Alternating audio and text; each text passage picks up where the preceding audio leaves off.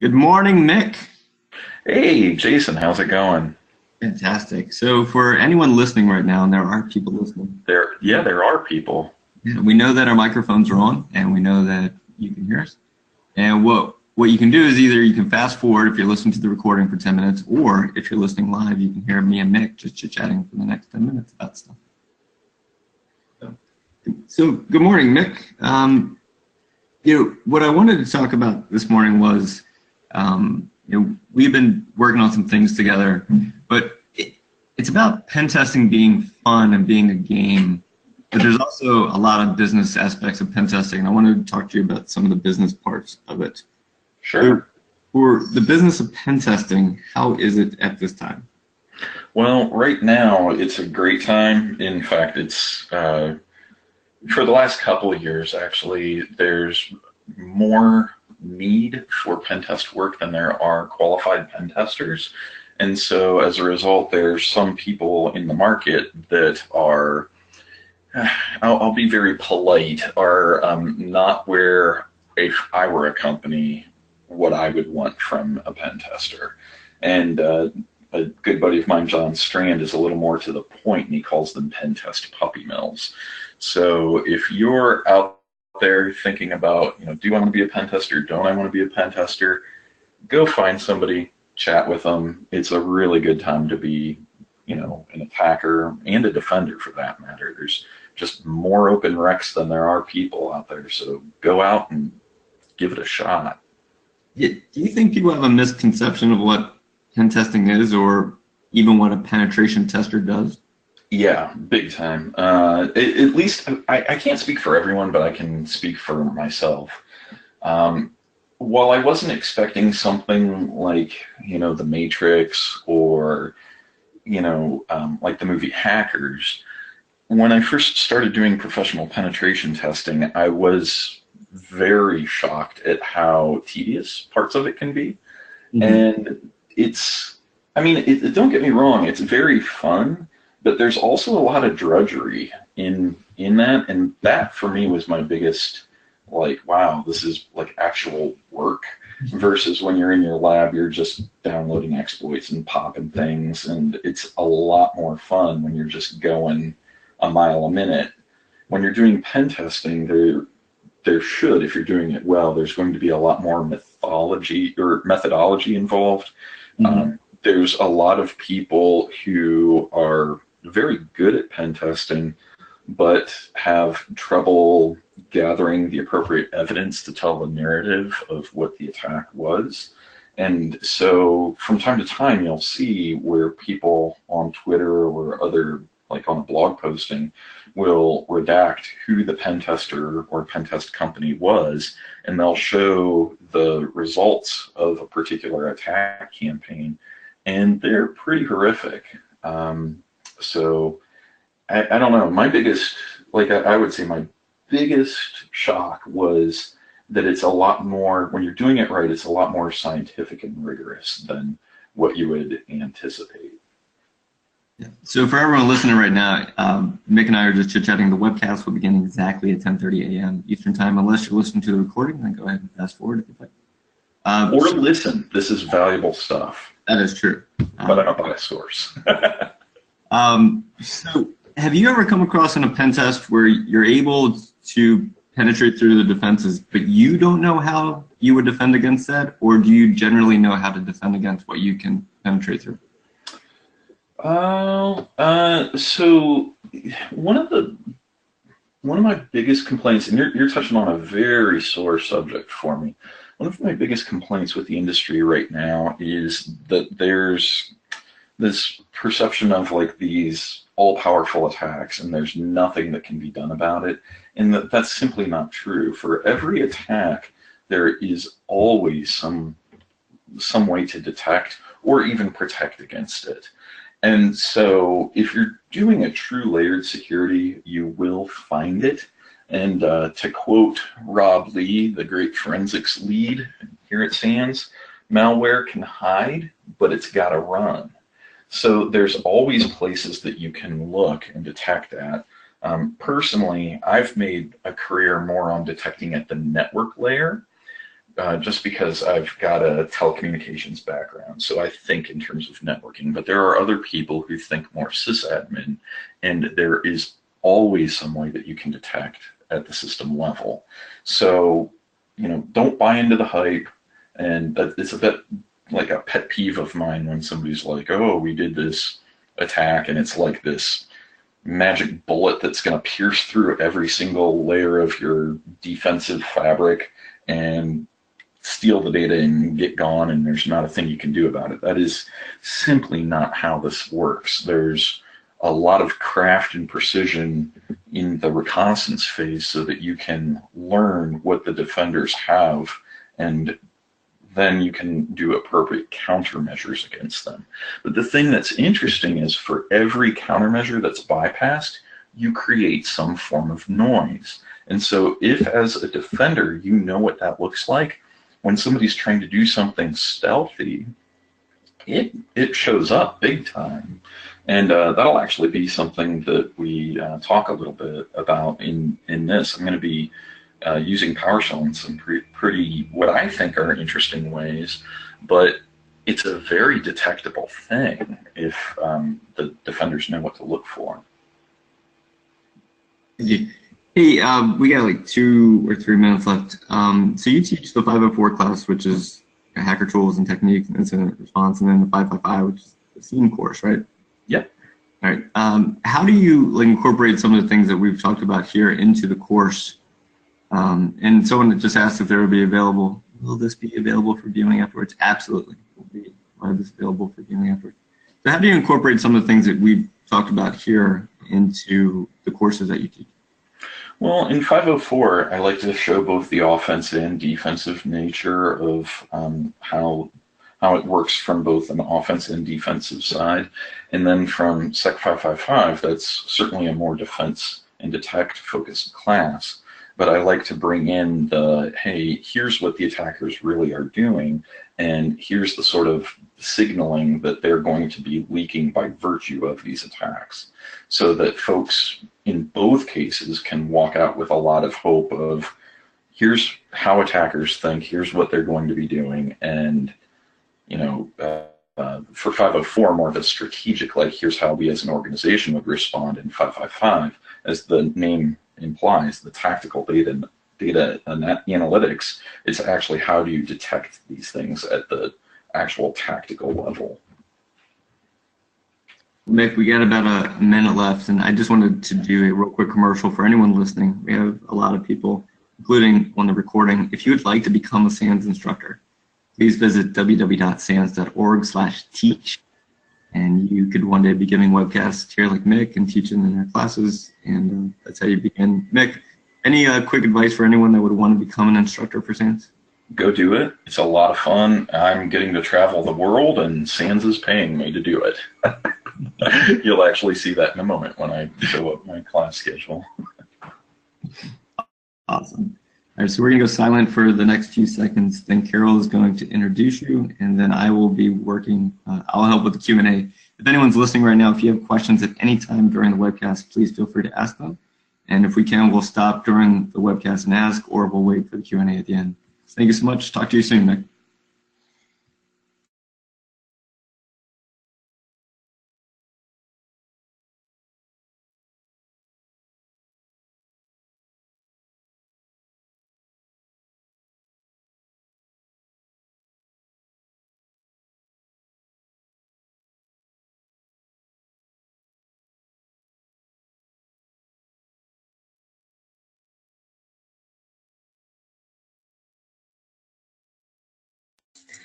Hello, everyone, and welcome to today's SANS webcast, Pentesting with PowerShell, Data Exfiltration Techniques. My name is Carol Auth of the SANS Institute. Today's featured speaker is Mick Douglas, SANS Certified Instructor. If during the webcast you have any questions for our presenter, please enter them into the questions window located on the GoToWebinar interface at any time. Please note that this webcast is being recorded, and a copy of the slides and recording of this webcast will be available for viewing later today and can be found on the SANS registration page. And with that, I'd like to hand the webcast over to Mick. Thanks so much for the kind intro. Well, folks, we're here to talk about using PowerShell for data exfiltration techniques. And this is going to be a really fun webcast because what I'm going to do is expose some of the techniques that I do, whether it's a traditional pen test where it's just me against the defenders, or what I do when I'm on a blue team engagement where I'm trying to find things to look for at the network layer or at the host layer. And then, of course, when I'm doing a purple team engagement where I'm straddling both sides. So whether or not you're a pen tester, this is going to be a really cool webinar for you. So let's dive right in. As Carol said, I'm a certified SANS instructor. I teach both 504 and 555, and they complement one another very well, and I have a whole lot of fun teaching them. And in my spare time, when I'm not teaching for SANS, I'm the managing partner at InfoSec Innovations. We're a boutique security firm that does some really interesting things and have a lot of fun building exotic defenses for our clients.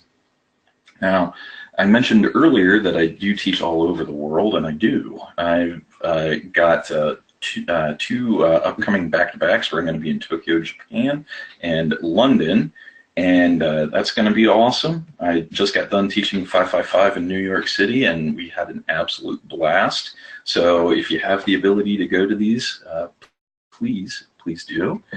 And I also teach 504, and you'll note that I've got one upcoming in Bangalore, India, just next week. So in just over 24 hours, I am going to board a jet and head on to the other side of the world. So it's going to be a wild ride.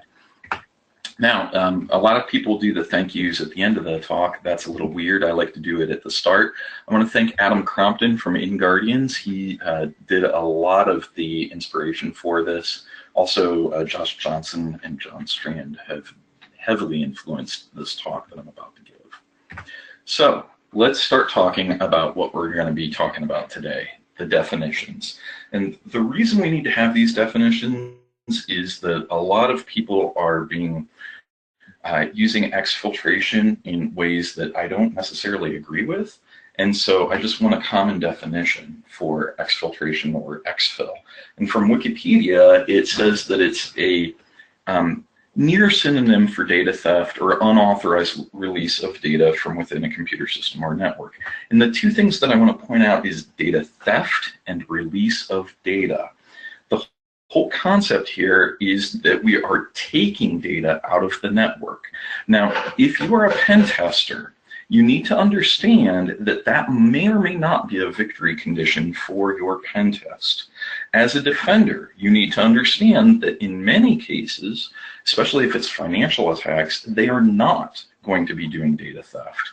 They are going to be altering existent data in your networks. However, with things the way they are, bad guys can stand to make a whole lot of money by stealing data and selling it on the black market. So you really do need to test your network to see how difficult it is for the bad guys to grab the data and just walk out the door.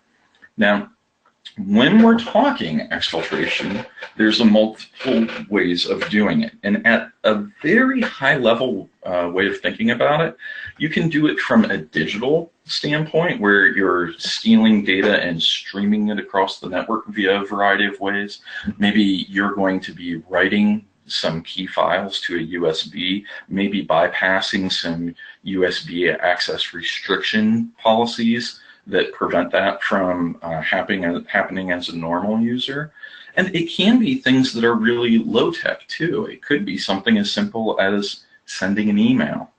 So that's what we're talking about when we're talking digital. We're somehow moving binary data across the network or via some means, and it's, you know, out of the network, out of the corporate environment, and into the hands of the bad guys. Now, I want you to understand that there's actually a more serious thing that is typically done that we discover when we do investigations, and that is physical. Many organizations forget about the risks that happen when someone prints data out, and this actually was a problem A couple years back in the United States, there was a member of an agency. I won't name the agency because they had a rough time, but the spy basically was printing out sensitive documents, rolling them up and stuffing them in his socks and taking them out every single day when he left for work. Physical attacks can be incredibly devastating, and we need to be doing a good job of watching that. The problem is, today we're talking about PowerShell. And while PowerShell is incredibly powerful, PowerShell cannot help you against somebody who's printing documents and stuffing them in their socks, at least not yet. So today we're going to be focusing on network-based exfiltration techniques and how it works. So some things about exfiltration that you need to understand, a few reminders. Number one, you want to get caught. I'll have a slide on this here in a moment, but the bottom line is you want your clients to know what their detection rates are and allow them to adjust accordingly if they need to or if they're so inclined. You also need to use safe data. We'll dive significantly into that in a moment. And then finally, this may need to be done as a special engagement because they can be very lengthy processes. So first of all, getting caught. You absolutely positively want to be caught. You're going to do different exfiltration techniques, and I will be going over several different exfiltration methods during our time together today. But what your ideal end state is when you give the report, you're going to show the client something a little like this. And this is based off of a talk that John Strand gave at DerbyCon a few years ago called How Not to Suck at Pen Testing. If you haven't seen that talk, I strongly encourage you to watch it.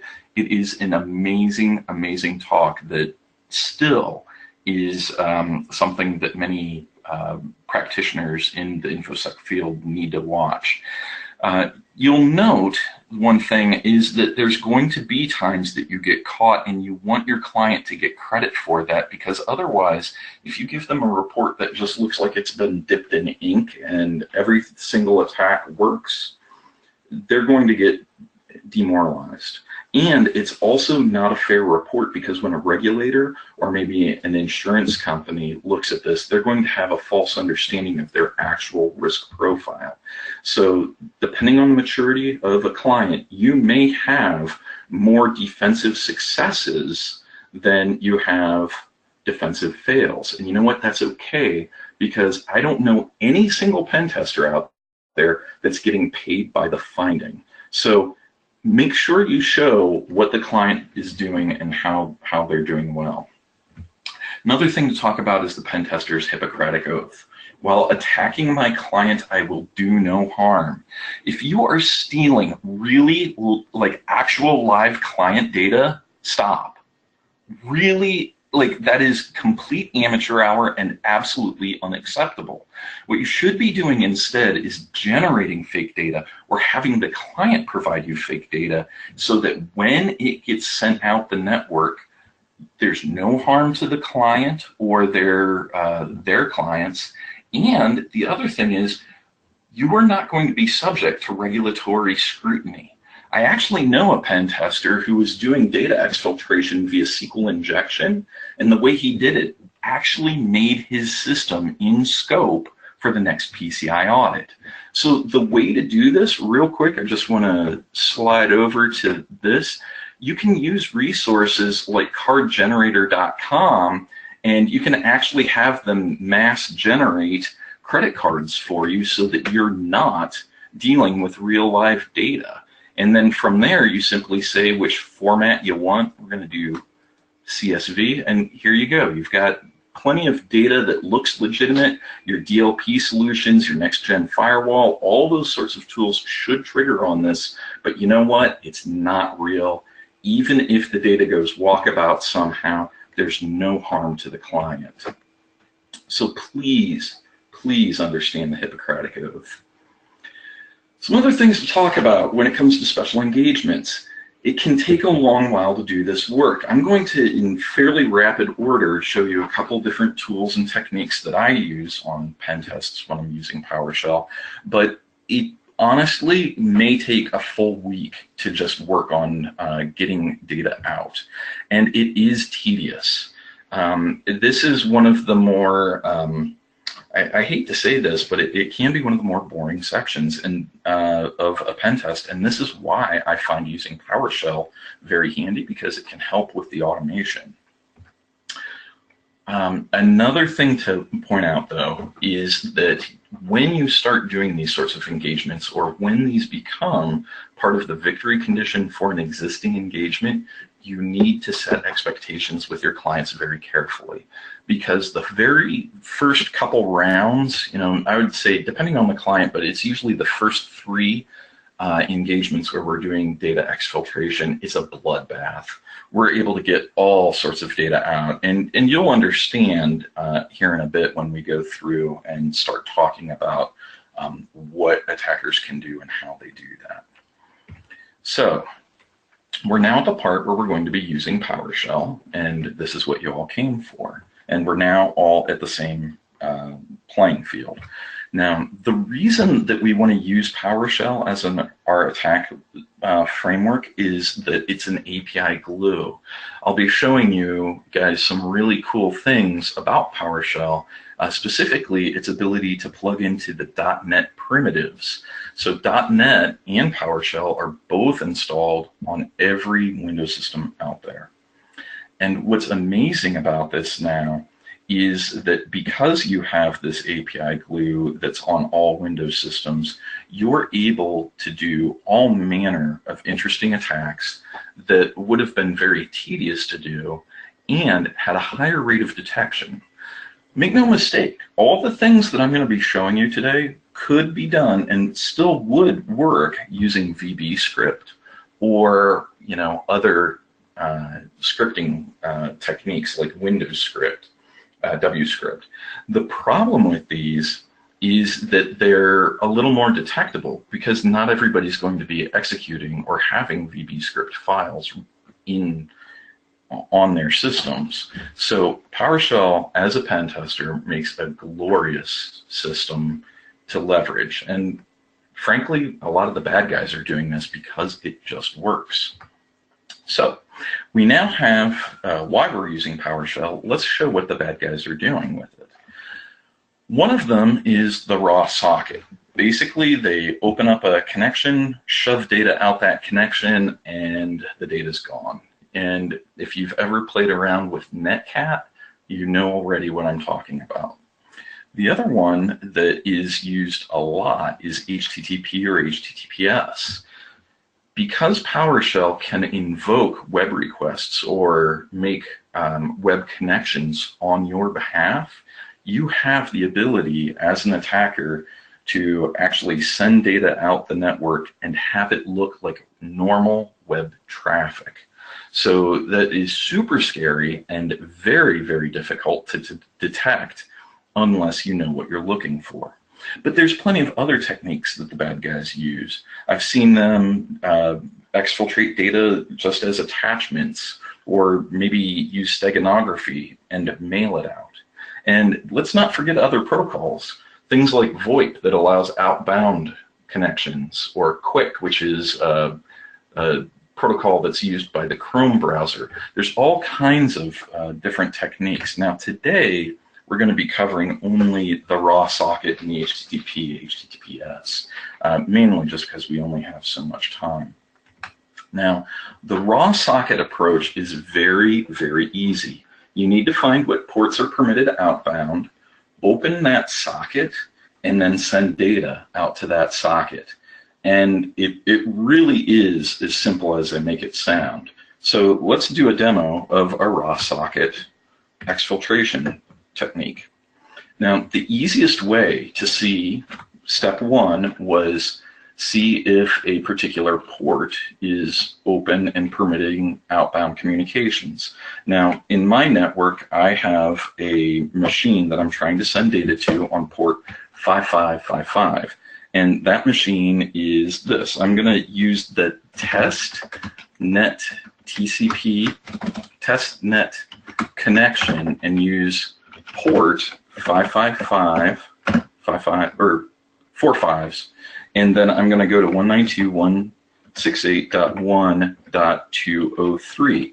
Now, in this case, this should fail because the port is not open on that machine yet. But I just want to show you how easy it is to determine what ports are open and running. And this should fail. See, the TCP test succeeded, fail, but ping succeeded was true. So that means that that machine is reachable. It's just that that port wasn't open and running. So let's fix that right now. Here I am setting up a netcat listener on, for those of you who are 504 students, 560 or 580 students, this machine will be familiar to you. I'm repurposing our VM that we use in those classes. I'm going to start my netcat listener, and I'm now going to slide over to this machine, run the same command, and you should see that the TCP test succeeded equals true. And in this case, we see now that it is open and running. So at this point, we now know that there's a port open and listening. Now we just need to send data to it. And there's a wide variety of ways that you can do this. I'm a big fan of PowerCat because I'm one of the co-authors of it. And the thing that you need to understand about PowerCat is just how easy it is to get set up and running. So I'm on the GitHub page for PowerCat, and we'll share that in just a moment. But I'm on the GitHub page for PowerCat. I go back to my command prompt, and just to show you that PowerCat's not installed or running, I can type PowerCat, and it says it's not recognized. I paste this, run this, and now when I type PowerCat, I get information about what mode do I want it to run in.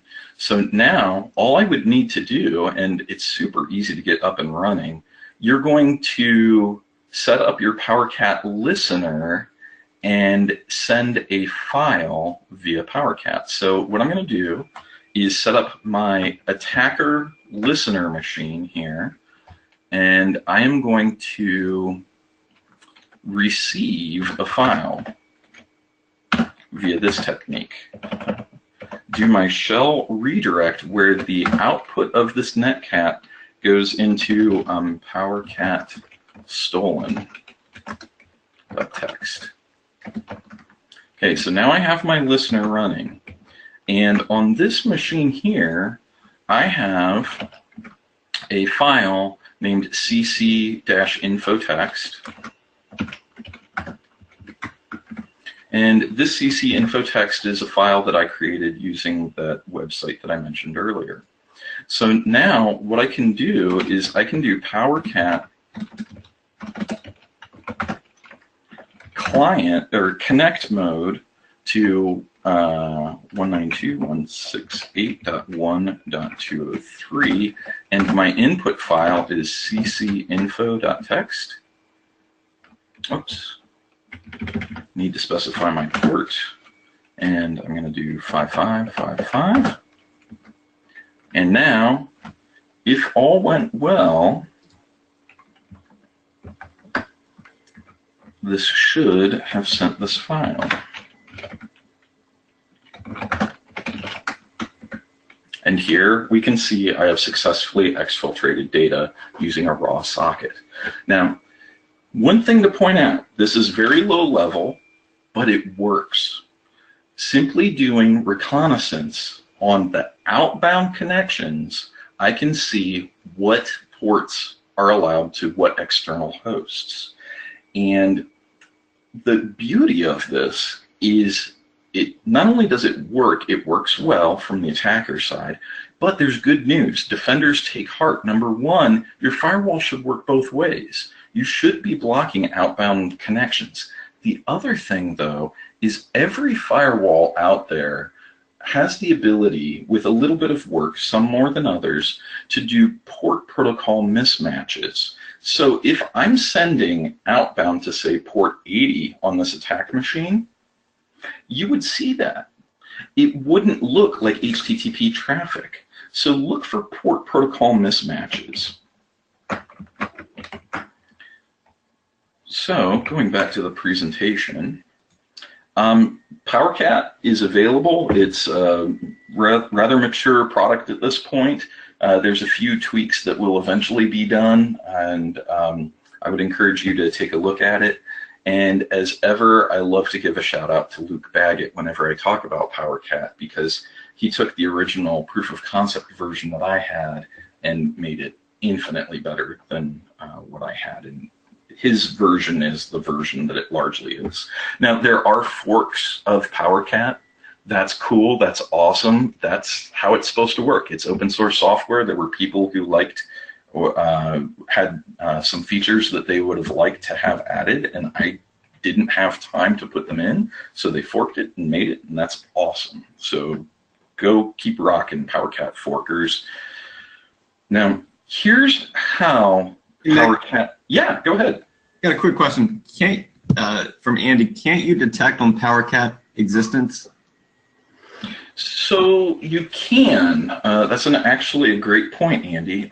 There's a couple things that you can detect on. Number one, if the user is downloading the PS1 file and invoking it from the disk, you could detect that via file integrity monitoring or other types of detects. The other thing that you can do is detect it from the command line logs.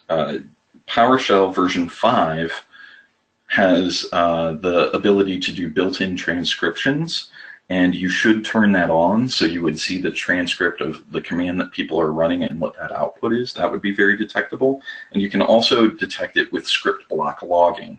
The problem is that for many organizations, they don't have this enabled, or they have it enabled, but they're not collecting it from the endpoints. So as an attacker, I usually will phish someone and get into their desktop and then do the attack from there. And the reason why is a lot of the defenders are watching what attackers are doing on the servers, and that's all well and good, but the problem is you're basically blind because a lot of the attacks are being done at client side and have been for years. So awesome question. Any other questions? One more, Mick. During the demo, when showing the raw socket demo, you did the test and it failed because the receiving device wasn't listening on that port. But how would you know if it was an issue with the receiving device versus network controls on the network you are attempting to exfil from? That is an outstanding question. So the reason that you would know is that this machine, I'm going to slide over to that system. This machine here, my attacker machine, is a machine I control. So if I have a port open and listening and I'm not able to interact with that port, I can infer that something, somewhere between that machine and where I'm at in the network is filtering that traffic in some manner. Now, if you absolutely positively need to see where that filtering is taking place, there's an older technique that you can look into called firewalking, where you basically will start playing games with the time to live on your packets and try to see which device is filtering the packets. Now, it's not perfect.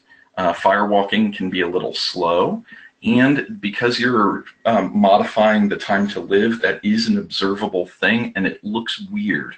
If the IDSs or IPSs are configured to look for that, you will generate alarms. But that is one option that you can do to try to figure out what's happening and where. That's an awesome question. Any other questions, awesome or otherwise? That's it for now. Okay. We'll ask you to come back to me. All right. So the reason that PowerCat works and the power behind PowerCat and the reason that this works is PowerShell makes use of .NET primitives. And in this case, we're using a system net, the network namespace, and in it there's this socket namespace. And that allows us to open up a socket, whether it's TCP or UDP, And in this case, you're looking at the UDP portion of PowerCat. And what you can do is just open that socket, send data down the stream. And this is the heart and soul of why PowerShell makes such an excellent exfiltration framework. Sliding over to my browser here, I want to show you there on the .NET, I'm sorry, Microsoft's TechNet, they have a great resource that walks you through the system.NET namespace. And these classes are the things that you can use as an attacker. So you can make FTP web requests, you can make HTTP web requests, you can do any manner of things. And in fact, later on, I'll show you some of the things that we're going to do via HTTP. So the idea here is that these are functions already built into the OS. Antivirus isn't going to trick them because it's part of the OS. And so using this, you can slide through network pretty easily and quickly. One thing that I would encourage you to do is spend some time learning how HTTP and PowerShell work. In the interest of time, we're only going to focus on HTTP, but many of the techniques are very, very portable over to HTTPS. One of the reasons that I am adamant that both attackers and defenders need to learn this and learn this well is that the actual bad guys are doing this and they're kicking our teeth in. Back when attackers were first getting serious about going into corporate networks, a lot of the command and control was being done over IRC or other lesser used protocols. Now what they're doing is they're dodging these port protocol mismatches. They're dodging these odd traffic issues by using HTTP. And the reason why is in many organizations, you're allowed to just surf the web and it's not a big issue. Now, from time to time, I will hear people say, but we have a web proxy. And I say, I don't care. I want to reiterate, I don't care. Using this code, I am actually able to pull the default web proxy from the system config and connect it to your own corporate web proxy using the logged in user's credentials and bypass your proxy. I'm not bypassing it, I'm actually using your proxy. And it's dynamite because now what I can do is I look like a normal web user, I'm going through your corporate sanctioned web proxy, and unless you're actually inspecting what I'm doing, I'm going to fly completely below the radar.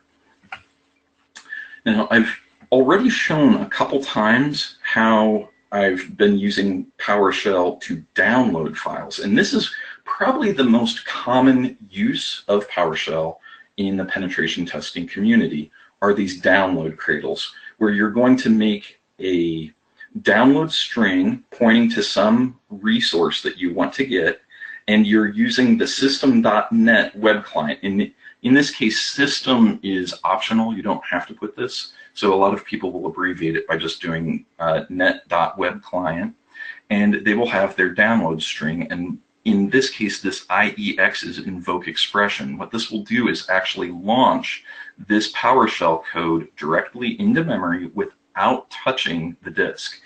This is done to bypass execution restriction policies and also basically makes disk-based forensics very, very tricky to do and rough. So what I would encourage you to do is check out the repository that Harmjoy has listed here. It is an amazing resource. Much love and respect to him and the work that he does. So keep doing what you're doing, amigo. Now, the last slide, we were using a cradle to download things.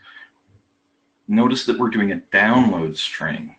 If you go to the system.net.webclient, oops, let's go this way. There's other methods that are available. You can do an upload string and upload files. And let me just show you what some of the capabilities are. Your web client class has a variety of different methods that are available. You can, like I said, you can upload a file, upload specific data sets, you can upload strings. These are all capable easily within how this framework works. And don't worry, we're going to get to a demo here real soon. And there's plenty of things that you can do that takes it even further. You can alter or create cookies so that you're actually exfiltrating data via the cookies that are sent. Or you can set up custom headers or anything. Remember, any traffic that's going out to a web server, a quote-unquote web server that we control as the attacker, allows us to receive that telemetry. So let's start doing some demos here. What I've got, let's close this out.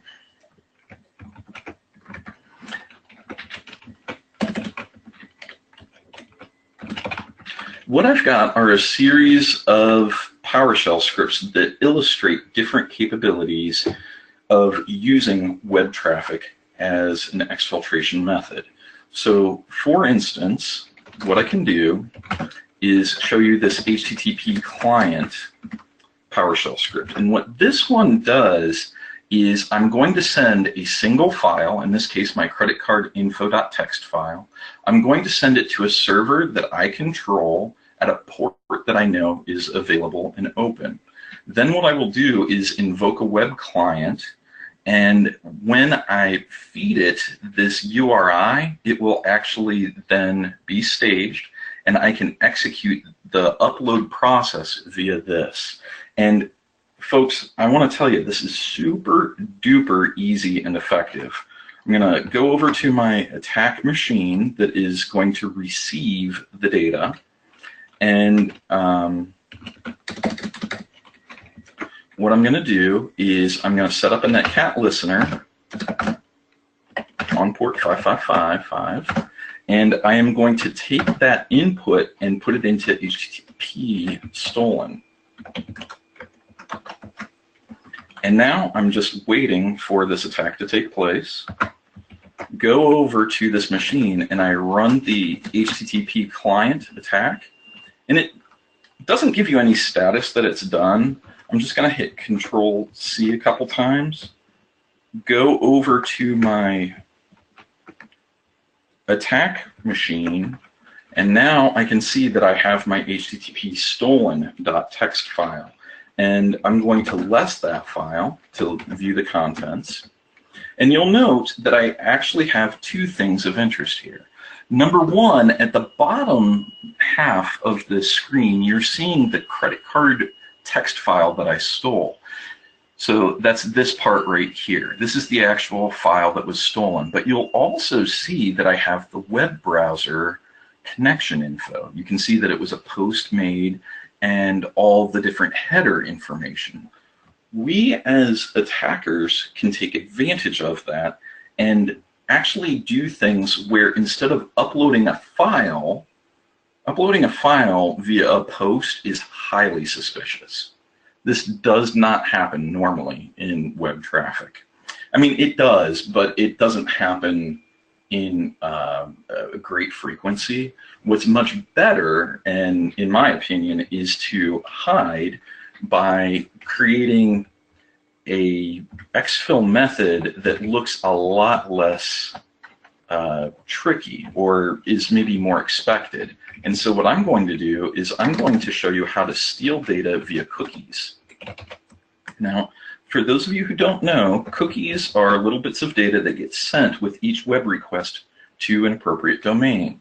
And I'll show you how to do this right now.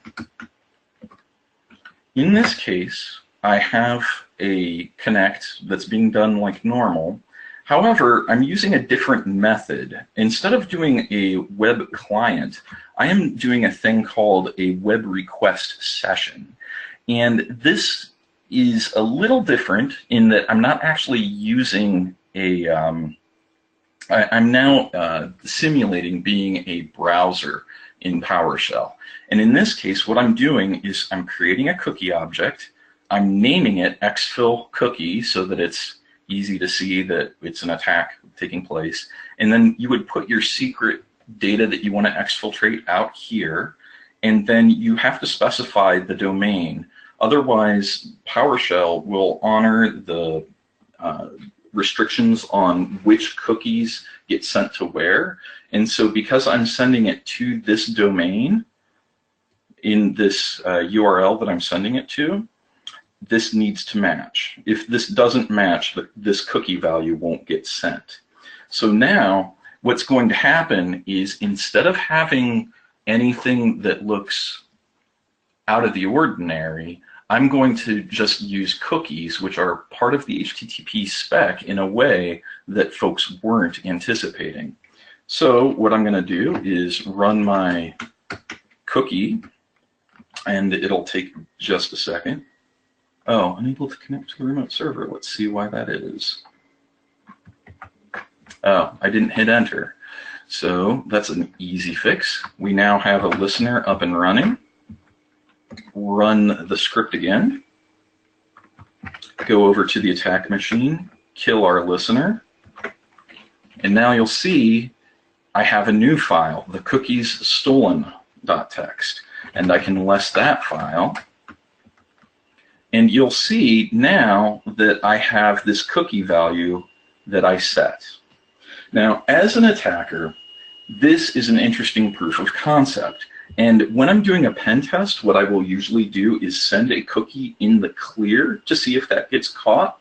But a real attacker would never ever do this. What they're really going to do is they're going to take a file and they're going to encode it, chop up that encoded file, and send it a piece at a time. So I have a script that will show you what that looks like.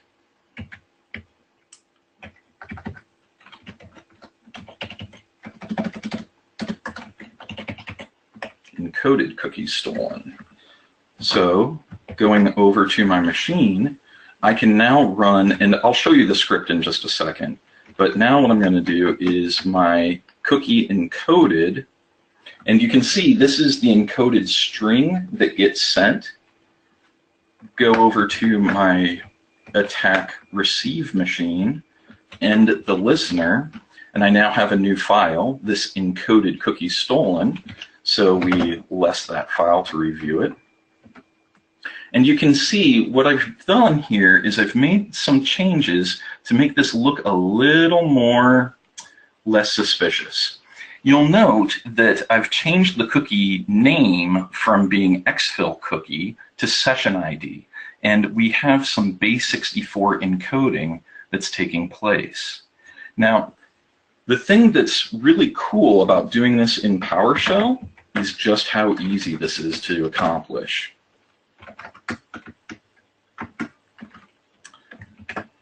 All you need to do is have your super secret stuff that you don't want to get out across the network, and then you set up the text encoding, and we then, once it's encoded, we set it to base64, and then we now have our encoded text. And just as before, when we're setting up our cookie, we changed the cookie name from, evil cookie or exfil cookie to session ID, and then we put our encoded text. Now, as part of a pen test, what I would do is chop a file up into pieces parts, and then from there, I would be able to exfiltrate it. And this is a powerful, powerful way to bypass DLP. Now, I want to be clear, DLP is a good solution if used appropriately. My problem is when it's sold as a catch-all wonder miracle, and quite frankly, it's not, because you can see right here how easy it is to bypass many DLP solutions. And there are some DLP vendors out there that'll say, oh, well, we can decode the base64. Look, folks, if that's what your claim to fame is, I've got really bad news, because I don't have to do base64 encoding.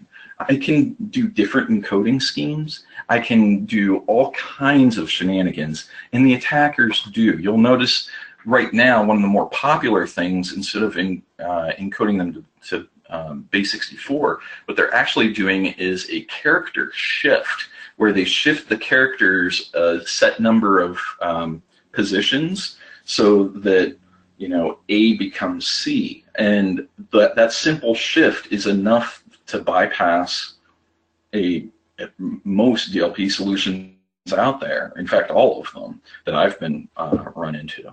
So this is a very, very fun and powerful technique. But it doesn't stop there. It gets even worse. The final thing that I want to show you is the concept of headers. When it comes to headers within HTTP, we're allowed to actually extend and add our own headers into the requests that get sent to the server, and then the server, if it is configured to do so, can extend the header response.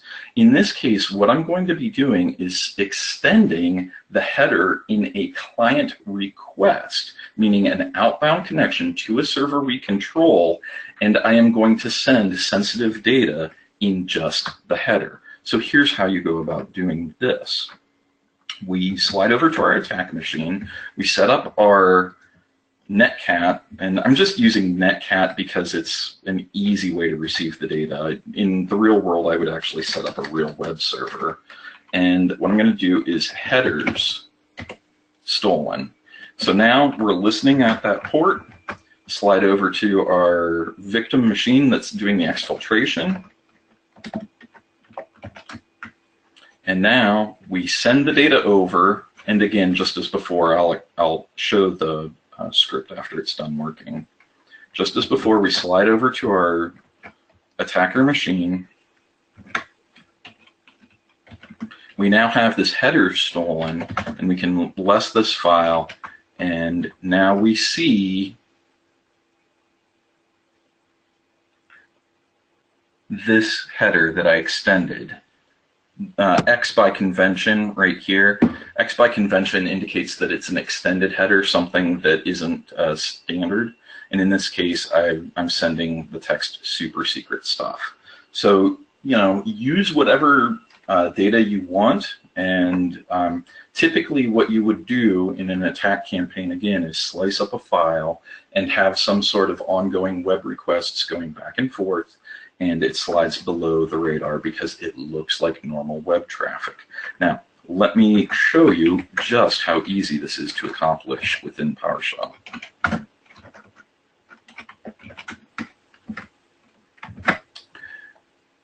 All you need to do, this is very similar to the cookie technique where you're adding cookie values. In this case, all I need to do is add a header type, and then the name of that header that I want as it to appear, and then the value of that header. That's it. So if you're seeing this and thinking, wow, this is a pretty low bar, this is something that I should be doing, this is something that is a little scary, yeah, you're right on all of these. What kills me is that so few people are doing this. And for goodness sakes, you see just how simple these scripts are, and these are all based off of lookups from the different methods that the .NET framework supports for web client or web request. You can simply go to the TechNet resource, find what parameters it's looking for, and you're off to the races. So the barrier for entry for doing very interesting exfiltration exercises is actually really low. And one of the things that I would encourage you to do is, while there are plenty of good exfiltration frameworks out there, and I think that there is a certain value of testing those known exfiltration tools in your environment or in your client's environments, I think that there's an even bigger win when you start building your own exfiltration capabilities, because quite frankly, it's not that hard. So get out there, start playing, and have some fun. Thank you for your time, and I'll now turn it over to Jason, who I'm sure has quite a few questions. I do. Real quick, first question is the exfil cookie dropped to disk? The cookie that's a great question. I don't know what the caching is behavior for PowerShell. I'm going to have to do some research on that. That's an amazing question. I literally don't know, though. And then I feel like you addressed this question by breaking the cookie up into smaller pieces, but are there limits on cookie size, and would network controls detect large cookies?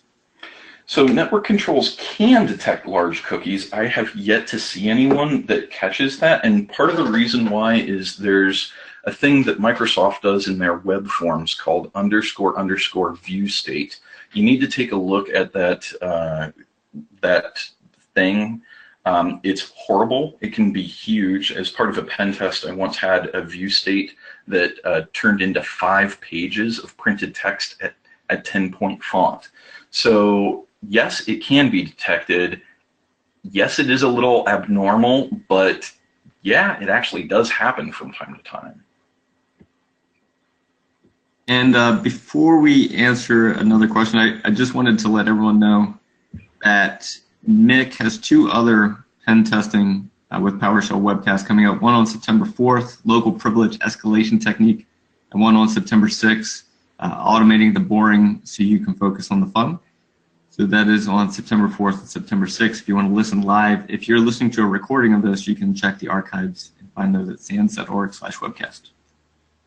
All right. Next question, Mick. I ran into end users that are alerting on PowerShell. Do you have a recommendation to get around this? Yeah, so it depends. That's a great thing, and I'm happy that it's becoming more common.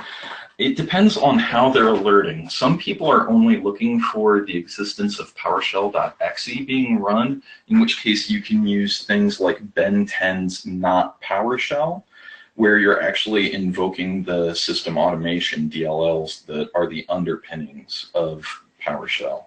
The other thing that you could look into that may help, depending on, again, on what they're looking for, is a framework called invoke obfuscation. There was I think it was a talk at Hackfest a couple of years ago, and it was absolutely scary. So go check out invoke obfuscation. And Mick, just a general question. Does your knowledge of PowerShell for pen testing come from engagements, or does it come from lab testing? Where are you getting the chance to practice this? Great question. Typically, what I do is I follow what people are doing on Twitter, and I'll see some interesting technique, and I'll play around with it in a lab and riff on it for a bit. And then once I'm comfortable using it, I will chat with a client. I've got some clients that I'm fortunate enough that I can just call them up and say, hey, here's this technique. I'd like to consume a few hours that we have already in the bank. Can we test this on your network to see if this works as expected? So that's the typical way for me. But you definitely want to use lab time, because don't run code in prod, at least not the first time. Question from Gene. From the customer perspective, what can a defender do to detect an exfil via cookies or via the header? So there's a variety of things that can be done when it comes to detecting this. Number one, the techniques that I did, I was sending very short strings. That means that you're going to have to send a fairly frequent poll interval to the machine that's receiving that data. So what you can do is look for beaconing behavior, and there's a variety of tools out there that can help you see that. If you're using an ELK stack, you may want to check out a tool written by a SANS instructor, Austin Taylor. It's called Flare, and it does an amazing job of beaconing detection. Another tool that you can use to detect it is from Black Hills InfoSec called Rita, which allows you to detect beacons. But the other thing that you can look for from a defender standpoint is, if you notice, like that header, that X header, if you're doing HTTP inspection, you can do a count of show me the header values that are unique. And in that case, only one machine, the attacker machine that's sending the data out, is going to have that header. So it's a very detectable thing. You just need to look for it. Thanks. Do you have advice can PowerShell be used for forensics? Yes, PowerShell absolutely can be used for forensics. There's several great forensics frameworks out there. Probably the most famous and well-known is Invoke IR. So that's invoke-IR, And it's a really powerful way of determining what's happening to different systems. Another one that I'm a huge fan of was written by Dave Hall, called Kanza. And it's a very popular one here at SANS. A lot of our classes use Kanza in a forensics manner to find what sort of network traffic is taking place, what programs are being run on different systems. So yeah, PowerShell absolutely is a great tool for that. Real quick for everyone listening, if you've enjoyed these PowerShell pen testing, PowerShell for pen testing webcasts, let us know. So that way we can either make some new ones or encourage Mick to want to keep coming back for these. And then the other thing is, Mick, in a SANS training course, you did a demo today. So you talked about something, then you did a demo. Are the students able to do what you're doing in class? Like, is there lab time? Is there instructional time? Just can you give a quick breakdown of how SANS class works? Yeah, so there's ample opportunity to go quote-unquote off-roading, as it were. So in a SANS class, there's instruction, and then there's dedicated lab time. During that lab time, you'll have a set of objectives that you'll run through. And if you finish those early, I and most instructors will give like extra homework, like here's some bonus things that you can do during your time. And other classes actually have dedicated boot camp time. So Security 555 is an interesting class because while the instruction ends at 5 o'clock, give or take, depending on questions and the speed that we can go through the material, it actually has dedicated lab time that goes until 7 p.m. every single day. So you absolutely have the time and ability to do this sort of off-roading if you so choose. And I believe my last question today will be from Paul. Are there any books or resources you'd recommend for learning PowerShell apart from TechNet articles? So unfortunately, I have not found too many great books with PowerShell. And part of the reason why is PowerShell is such a great self-documenting tool. What I usually do is within PowerShell, I make extensive use of the Git help. So I will do Git help, say, like if I'm wanting to do network things, I'll do network. And I'll do Git help network, and it will give you different commandlets that work, that have something to do with networking or network in the command or the function that they do. Another thing that I like to do is I run the command git command, and this will show all the commands that are available on that installed machine. It is a very long list, but when you run this, you'll understand what your capabilities are and what's out there. So those two are how I find the commands to run, or typically what I do. And then once I start playing around with something that is of interest to me, I will pipe it to git member, which will tell me what sort of objects it takes. So for instance, when we do like invoke web request, what I can do is actually pipe that to git member, and in this case it's going to ask for some info, so I'm just going to do example.com.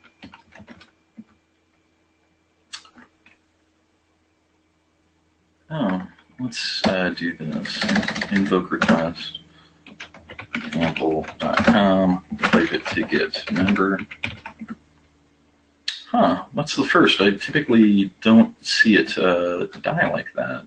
Let me get you another one real fast, just so that I'm not ending on a low note here. Let's do this. What I'm going to do is I'm going to create a web variable named web session, like that. And so now what I can do is when I do web session, I can pipe that to git member, and I can see what different components it takes. So in this case, I can see that I can set the headers, I can modify cookies, I can send credentials, like whatever you want. So using git help git command and git member, I'm usually able to do a lot of my PowerShell development without having to do too much external resources. It takes a little bit of time getting used to doing it that way because, you know, we're so used to reading books or going to Google. But believe it or not, PowerShell is kind of my development platform when I'm flying because I don't need the internet. Mick, last question. Someone slipped a good one in here at the end. I mean, all questions are good, but this is from a defensive perspective. Does disabling PowerShell from GPO, would that eliminate the data exfiltration threat? No. So awesome question. You're definitely spot on. That's a great question. Unfortunately, no. What you're doing is you're definitely raising the bar. You're making it a little trickier. But if you're thinking that GPO restrictions can prevent somebody from using PowerShell, you really need to watch the talk that Ben 10 gave at DerbyCon a couple of years ago called PowerShell Without PowerShell, where he actually deleted PowerShell.exe from a running machine and live was able to create his own version of this, you know, console that he called Awesome Shell. A lot of people think that PowerShell.exe is actually the, you know, the heart and soul of PowerShell is this blue screen that you're looking at. It's not. It's just a UI for humans to actually interact with the underlying DLLs. So you can, as an attacker, you can interact with those underlying DLLs without ever running PowerShell.exe, and it doesn't even need to be on that machine. So I'll be sending a tweet about that because it's something that more folks need to be aware of. Mick, that is all the time we have today. I see some people are still coming in with comments. Feel free to hit up Mick on Twitter or send SANS here an email, jblanchard@sans.org, and I'll forward them to Mick. With that, I'm going to turn it over to Mick for one last final thoughts, and then over to Carol to finish off for today. Okay, well, thanks for your time and interest, folks. If you want more of this, let me know. Help me understand the level of technical difficulty you want on these webcasts. I can ratchet it up, ratchet it down. If you want more of them, please let me know. And thanks again for your time and involvement. Have a great day, everyone. All right, thank you so much, Mick, for your great presentation, which helps bring this content to the SANS community. To our audience, we greatly appreciate you listening in. For a schedule of all upcoming and archived SANS webcasts, including this one, please visit sans.org/webcasts. Until next time, take care, and we hope to have you back again for the next SANS webcast.